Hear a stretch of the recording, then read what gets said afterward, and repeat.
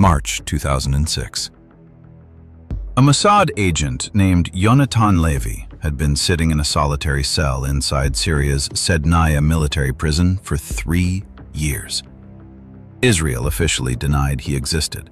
The Syrian government officially denied he was there.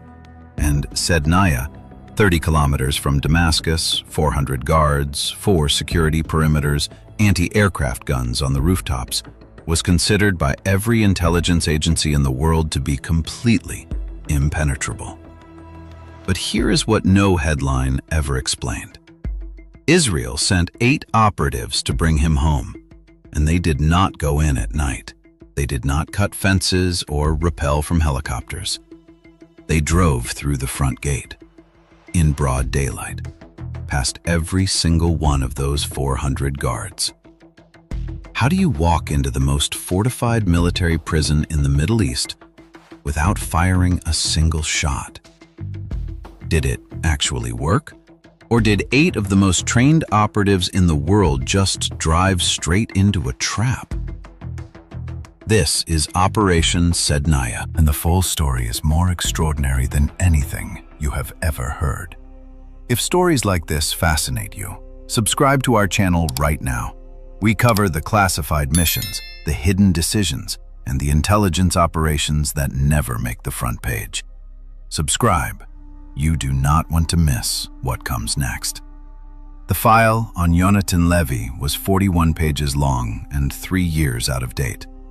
Handler 7 read it in one sitting on the morning of November 9th, 2004, in a room on the 4th floor of a building in Tel Aviv that carried no name on any exterior sign.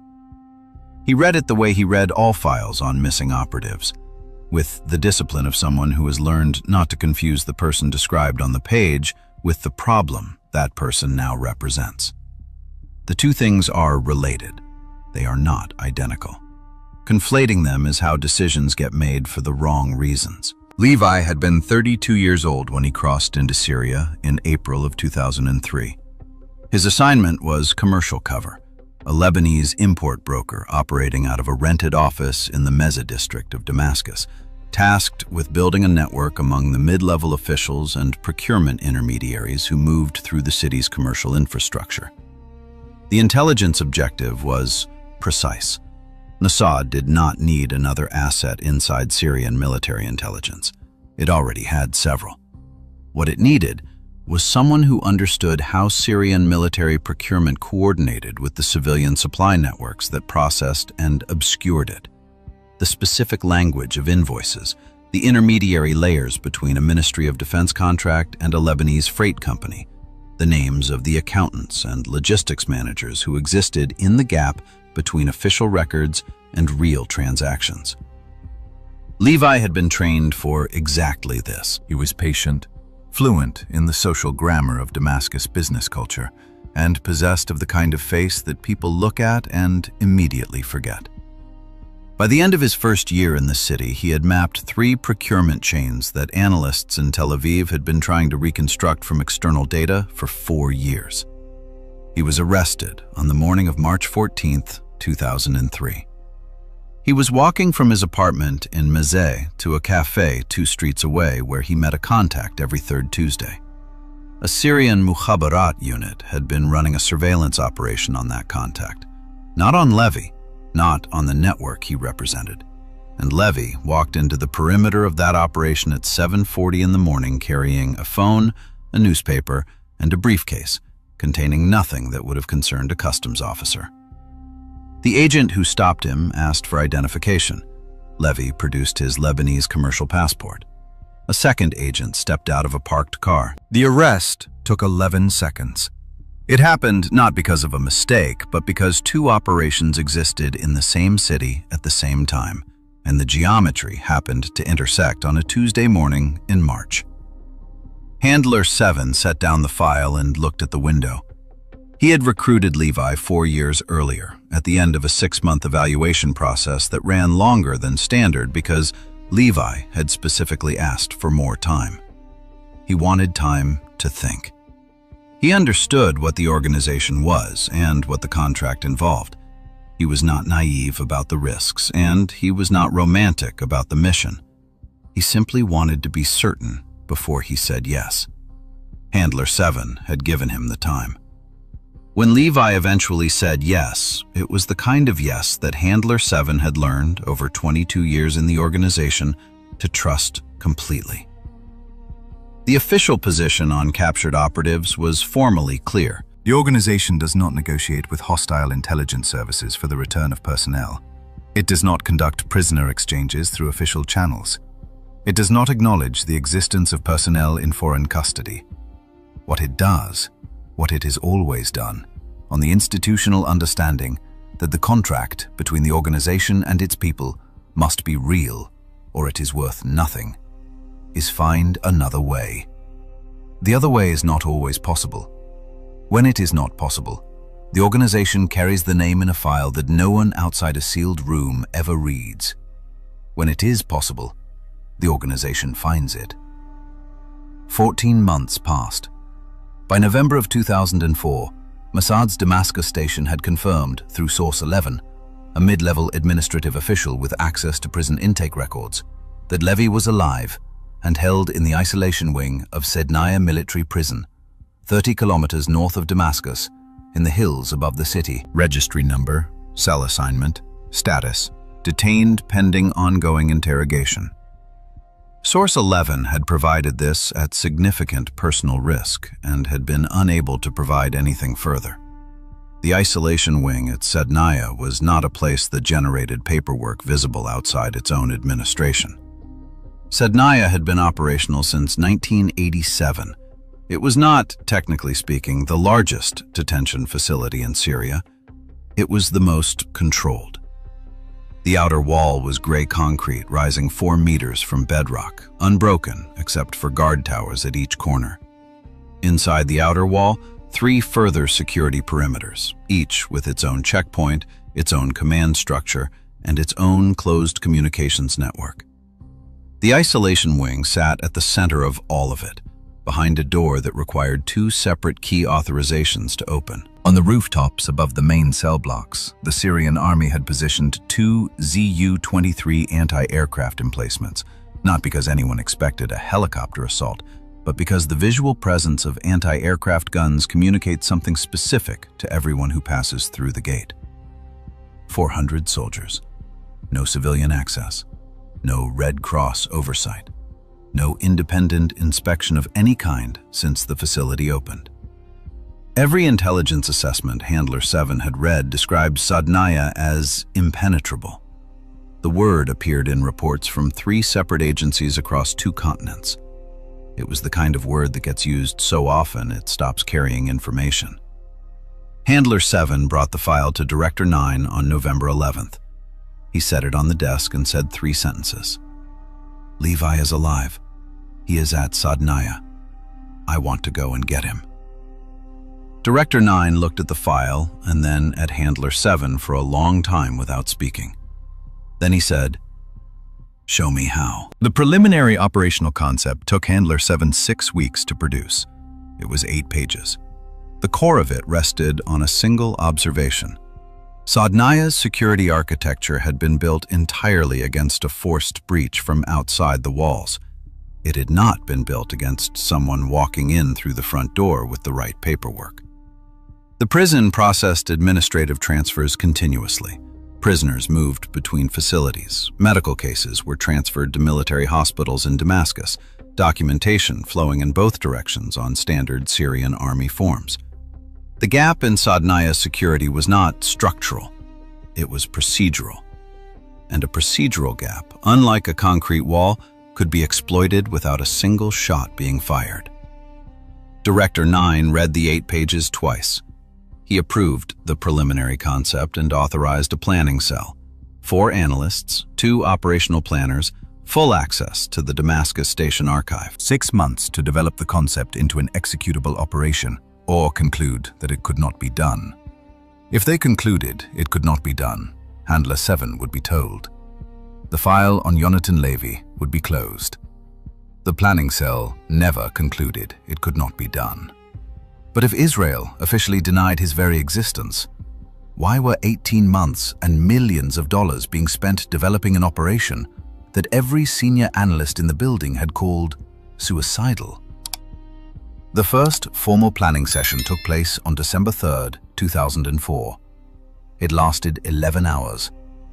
The session was attended by Handler 7, 2 senior operational planners, designated Planner 1 and Planner 2, and 3 senior analysts, whose names do not appear in any document outside the planning cell's classified archive.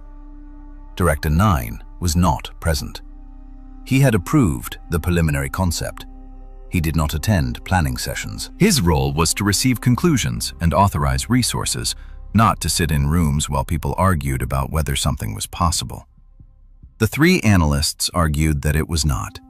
Their position was methodical and not unreasonable. صیدنایا was not simply a difficult target. It was a target whose difficulty was specifically designed to be absolute. The transfer documentation concept had theoretical elegance. They acknowledged this. But elegance was not the same as viability. The Syrian army's transfer forms were standardized across the military prison system. Obtaining authentic templates required access to an administrative source inside that system.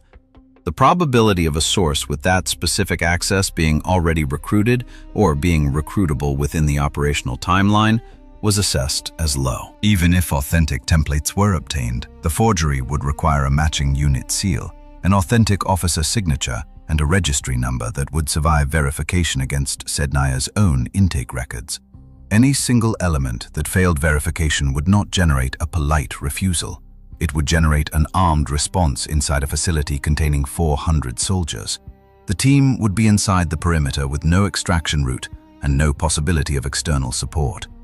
The analyst who spoke last said it plainly. This is not a difficult operation. It is an operation in which any failure at any stage is fatal. We are not in the business of sending 8 people to their deaths. Handler 7 listened to all of it without interrupting. Then one of them asked the question that no one had put on paper.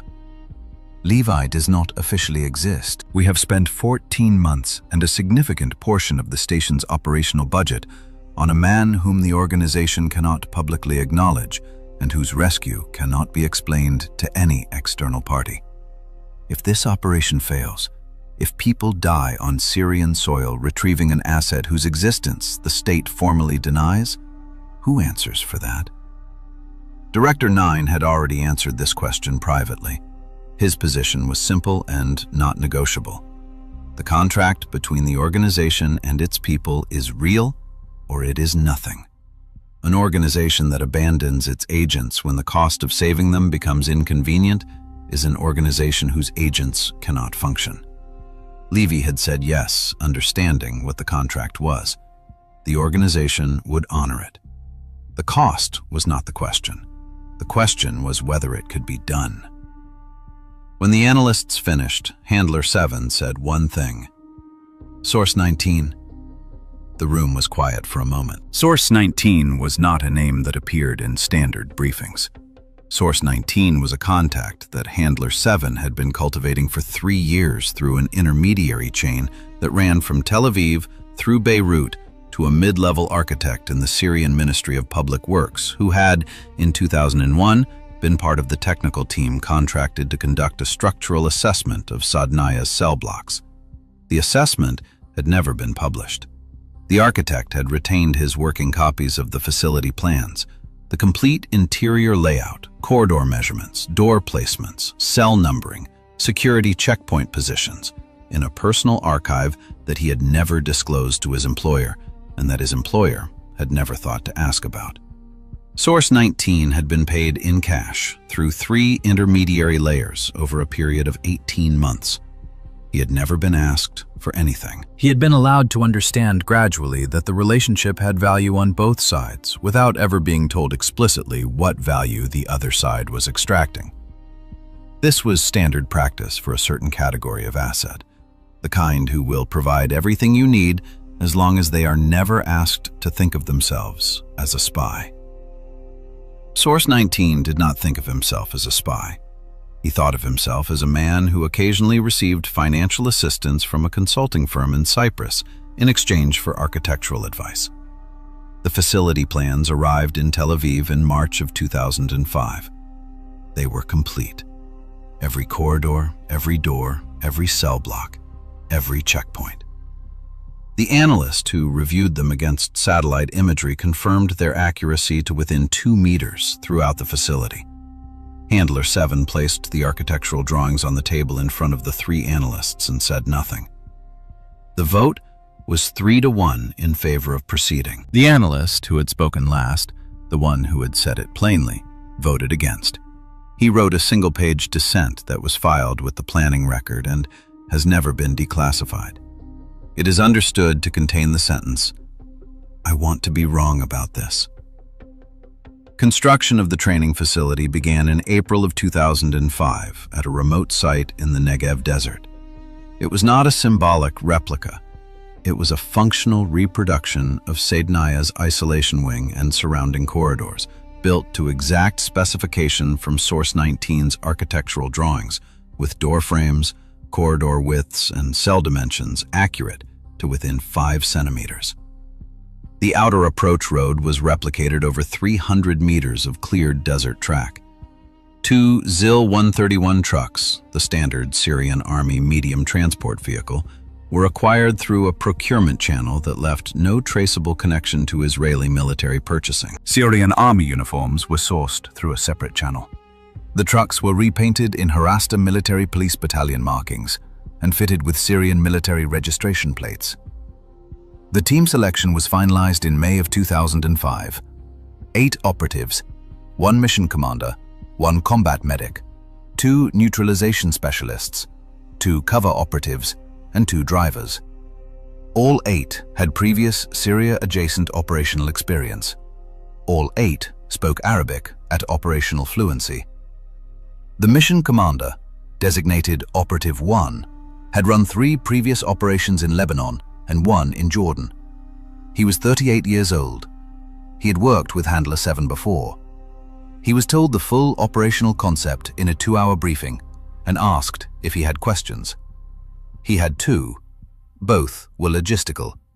He did not ask whether the operation was possible. The document forgery problem was resolved in June of 2005. Source 11. The administrative official who had confirmed Levi's location the previous year was asked through an intermediary for a single additional item, a blank DA-77 transfer form bearing an authentic unit seal and carrying a signature block that had been used within the preceding 90 days. Source 11 was not told why. He was paid. The form arrived within 3 weeks. The organization's document laboratory spent 40 days producing a master template that passed authentication review by 2 independent Syrian military document specialists, both of them assets, neither of them aware of the other's involvement. The unit designation chosen for the transfer order was the Harasta Military Police Battalion, Detachment 7. It was a real unit with an established transfer history to صیدنایا. The registry numbers were constructed to match صیدنایا's known intake sequencing for the relevant period. The one element no analyst in the planning cell had flagged. Detachment 7 had been retired from active designation in the Harasta Battalion's organizational restructuring in January of 2005, 14 months before the operation date. The restructuring had occurred after the document template was acquired and after the forgery was complete. There had been no channel available to verify current unit designations without exposing the document operation to additional risk. The planning cell assessed the probability of this discrepancy being identified at a routine checkpoint as negligible. The assessment was correct at every checkpoint except 1. Training began in July of 2005. The team ran the full operational sequence: entry, navigation, neutralization, extraction, exit, daily.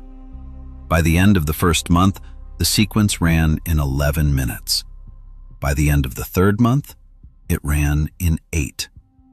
The target was 7. The difference was not speed. It was the elimination of every movement that was not strictly necessary, rehearsed until what remained became automatic. By December, the sequence ran in 6 minutes and 53 seconds. They ran it 340 times in total. The documents were perfect. The trucks looked authentic. 8 operatives had memorized every second of the plan. There remained one question that no analytical report had answered.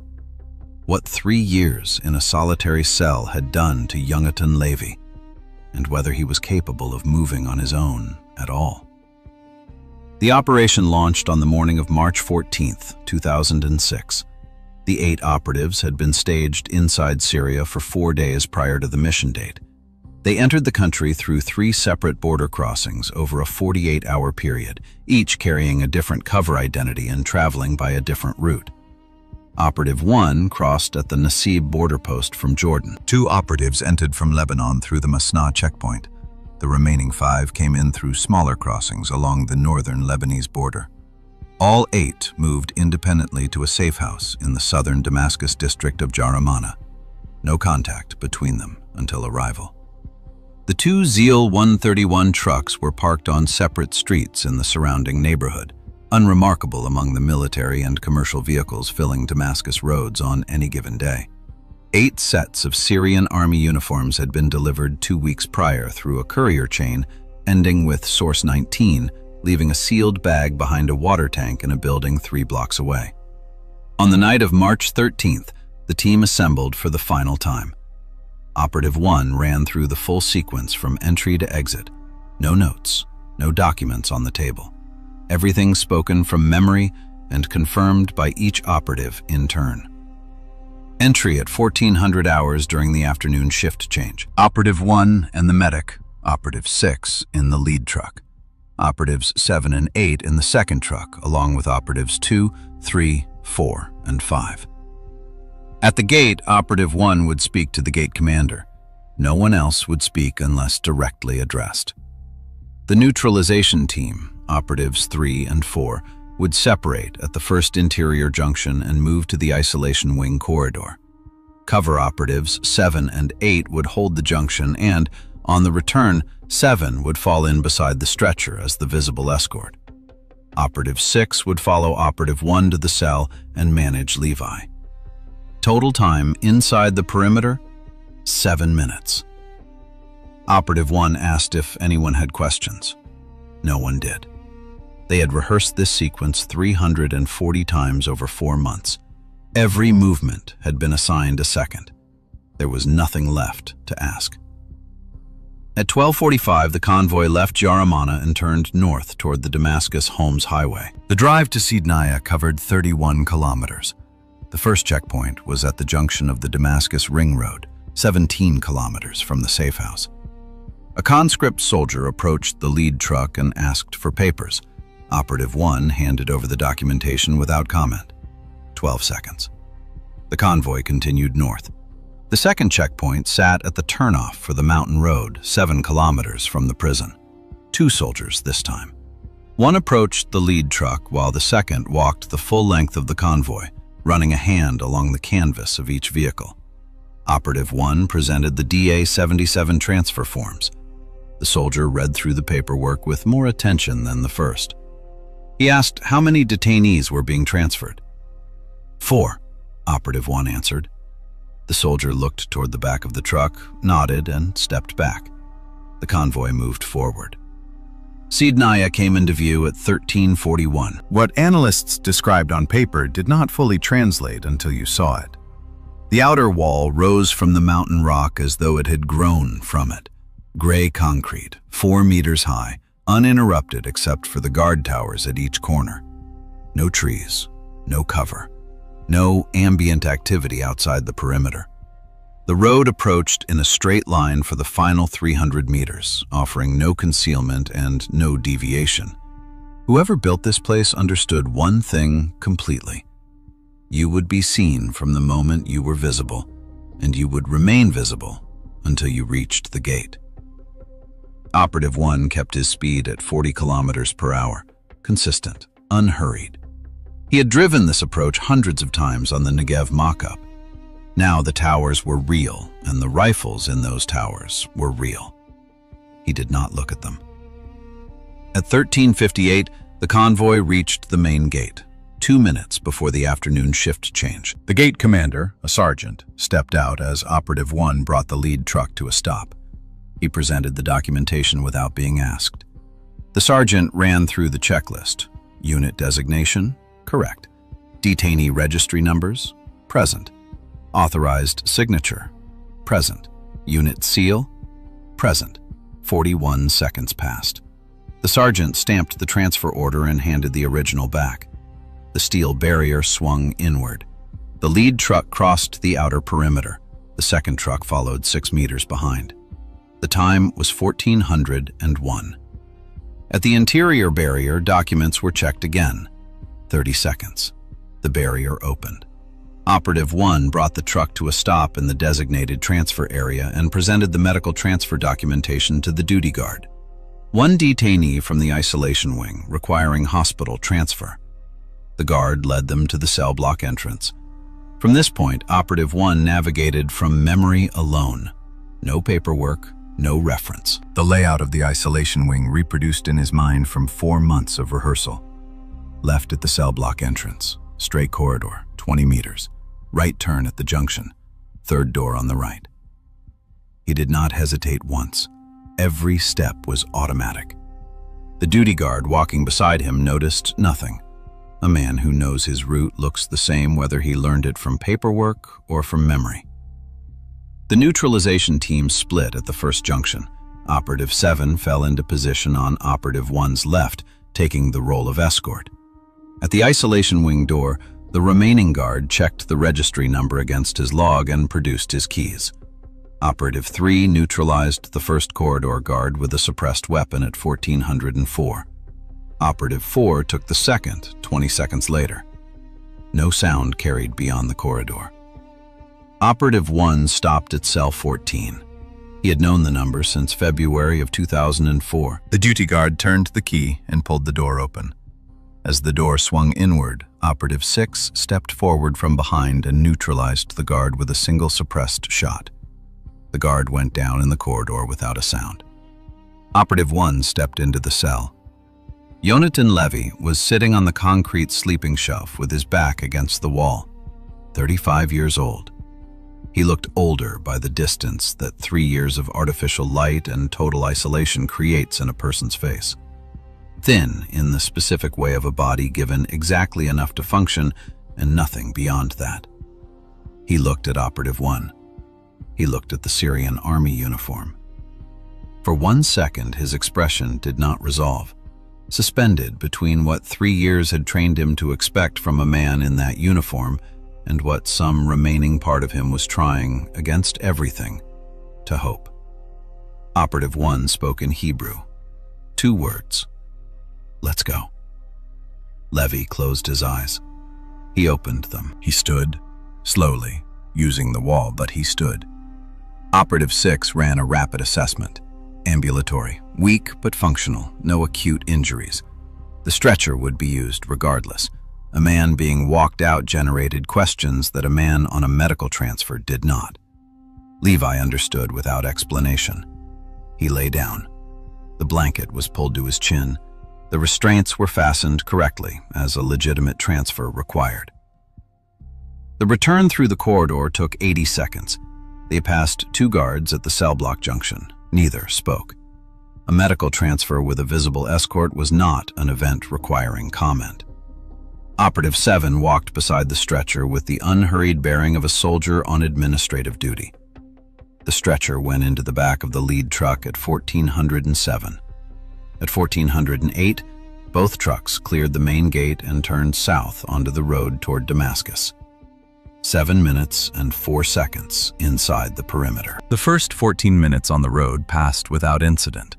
Operative 6 reported from the back. Levi was conscious and stable. Operative 1 kept his speed steady, 40 kilometers per hour, the pace of administrative business on a clear afternoon. Then they rounded a long curve and the third checkpoint came into view ahead, a position that had not appeared on any map Source 19 had provided, on a road that was supposed to be clear. 4 soldiers and a sergeant already stepping forward as the lead truck slowed to a stop. Operative 1 reached for the documentation. The sergeant took the papers, looked at them, looked at the truck, looked at the papers again. Then he walked slowly to the back of the lead truck, gripped the canvas with both hands and pulled it open. He looked at the stretcher. He looked at Operative 6. He looked at the man under the blanket. He raised his hand. He reached for his radio. They found him. They carried him out. They drove through the front gate of Szydnaja in broad daylight, past 400 soldiers, with perfect paperwork and a 7-minute clock. And for 14 minutes on the road back, everything had gone exactly according to plan. Then one sergeant on a checkpoint that should not have existed raised his hand and said one word: "Stop." The sergeant's name was not in any intelligence file. Source 19 had provided guard rotation schedules for the main gate and the 2 checkpoints on the primary approach road. This position, set on a secondary maintenance road running parallel to the main route, had not appeared in any procurement record, any architectural survey, or any report generated by either Damascus asset. It was not supposed to exist. What it was, in operational terms, was a temporary security detail attached to a Syrian army engineering unit conducting road work 700 meters to the east. The detail had been positioned there 6 days earlier as a routine precautionary measure. It carried no formal designation in Szydnaja's security architecture. It would not appear in any records Source 11 or Source 19 could have accessed. From every analytical standpoint, it was invisible, and it was directly across the road. The sergeant who stepped forward was not following a protocol. He was following instinct. Later reconstruction of the incident identified the specific element that triggered his suspicion. The DA-77 transfer form listed the issuing unit as the Harasta Military Police Battalion, Detachment 7. The form was genuine. The unit designation was real, but the detachment number, 7, had been retired from active use in the Harasta Battalion's organizational restructuring in January of 2005. A gate commander processing paperwork at a scheduled shift change would not catch this. A sergeant with nothing to do on a quiet afternoon, reading a document a second time out of instinct might. He walked slowly to the back of the lead truck. He gripped the canvas with both hands and pulled it open. He looked at the stretcher. He looked at Operative 6 in Syrian army uniform sitting beside it. He looked at the man under the blanket. The man on the stretcher was too still. The operative beside him was too alert. Something in the composition did not match his image of a routine hospital transfer. He stepped back. He raised his hand. He reached for his radio. Operative 1 had 30 seconds. He stepped out of the cab and approached the sergeant in the manner of a man with a straightforward administrative explanation. Voice level, pace unhurried. He cited the unit designation, the authorization numbers, the receiving facility stamp. He told the sergeant that the detachment numbering reflected a legacy administrative designation retained for continuity in the transfer processing system, specific enough to sound plausible, complex enough to require time to verify. He needed the sergeant to decide that calling this in was more trouble than waving them through. The sergeant listened. He looked at the form again. He looked at Operative 1. He looked at the truck. He looked at the form one more time. He raised the radio to his mouth. Operative 2 was in the cab of the second truck, 6 meters behind the lead vehicle, with a clear, diagonal line of sight to the sergeant standing at the lead truck's rear corner. The shot struck the sergeant in the chest at 1428. The sergeant went down. The radio hit the road beside him. For 1 second, nothing moved. Then everything moved at once. The 4 soldiers reacted within 2 seconds. 2 went for cover behind the concrete barrier on the right side of the road. 2 moved toward the trucks with weapons raised. Operative 3 came out of the lead truck's passenger side firing. Operative 4 engaged from the rear of the second truck. Both had returned to the vehicles immediately after the interior neutralization. The first soldier on the left went down before he reached cover. The second reached the barrier. Operative 1 moved to the front of the lead truck, using the engine block for cover.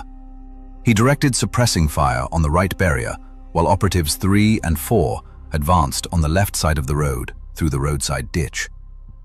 The exchange was contained but sustained. Both sides had cover, both sides had weapons. The difference was that the operatives had trained for this contingency, and the soldiers had not. At 1431, Operative 2 was hit. He had moved from the truck cab to a forward position behind a roadside culvert to improve his angle on the right barrier. A round from the sheltered soldier struck him in the neck. He went down in the road and did not move again. Operative 5, one of the two designated drivers who had held position at the second truck throughout the interior operation, moved forward to pull him back to cover. A second shot caught Operative 5 in the chest before he reached him. Operative 5 fell 3 meters from Operative 2. He did not get up. 2 operatives were dead. 3 minutes had passed since the first shot. Operative 1 made the assessment without hesitation. The sergeant had been shot before completing his transmission. 1 second of open channel, then silence. There was a window, and it was measured in seconds. He called the order. "Everyone on the trucks, now!" Operatives 3 and 4 maintained covering fire while the remaining 4 mounted the vehicles. Operative 6 had stayed in the back of the lead truck with Levi throughout the entire engagement. Levi was on the floor, unhit but bleeding from a shoulder laceration caused by debris from the initial exchange. Operative 6 had taken a round through the left forearm, tied it off with a tourniquet, and continued working without stopping. Operative 8 had a gunshot wound through the thigh. He climbed into the truck without assistance. Operative 3 had taken a round through the right shoulder during the advance on the left flank. He could fire but not raise the arm above chest height. Operative 7 had been grazed across the left ribcage, a wound that bled heavily but had not penetrated the chest cavity. With 2 and 5 dead, Operative 4 took the wheel of the second truck. 4 operatives wounded, 2 dead, 6 remaining.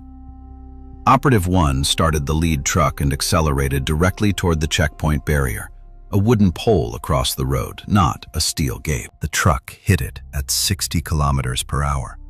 The pole snapped. The lead truck cleared the position. The second truck followed 4 seconds behind, taking 2 rounds in the rear panel as it passed. The Syrian Army radio network registered an incomplete transmission from the checkpoint frequency at 1429, 1 second of open channel before the signal cut. Incomplete transmissions triggered automatic escalation protocol at the Damascus Regional Military Command.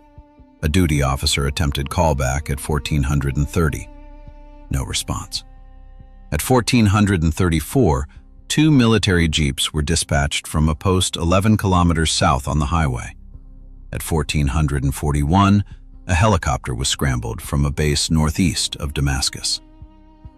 Operative 1 kept the trucks at 90 kilometers per hour heading south toward Damascus. At 1452, the helicopter appeared to the northeast, tracking but not engaging. 2 fast-moving vehicles on a public road required positive identification before Syrian doctrine permitted direct fire. It followed for 11 minutes while the ground units closed from the south. At 1459, Operative 1 saw the 2 military jeeps 3 kilometers ahead on the highway, coming north, directly toward him. They had been dispatched from the southern post and were running to intercept. He turned west immediately onto a secondary road running toward the anti-Lebanon mountain range. The jeeps were lighter and faster than the ZIL 131. On the narrow descending road, they gained ground steadily. 4 minutes after the turn, they were visible in the mirrors. 6 minutes after the turn, they had passed the second truck on a wider section of road and were pulling ahead of the lead vehicle. At a point where the road narrowed between 2 rock faces, they stopped and blocked the passage. Operative 1 halted 200 meters short. The 6 remaining operatives dismounted and moved through the rocky terrain on both flanks, 4 of them carrying wounds, all of them fighting. The Syrian soldiers numbered 6 and held a prepared position. The Mossad team had the flanking angles, the terrain, and the certainty that stopping was not an option. During the firefight, Syrian soldiers directed fire at the stationary trucks. 1 round clipped the fuel line of the second ZIL. The damage was not immediately apparent. At 1517, both jeeps were disabled and the road was clear. 2 were dead. 4 were wounded.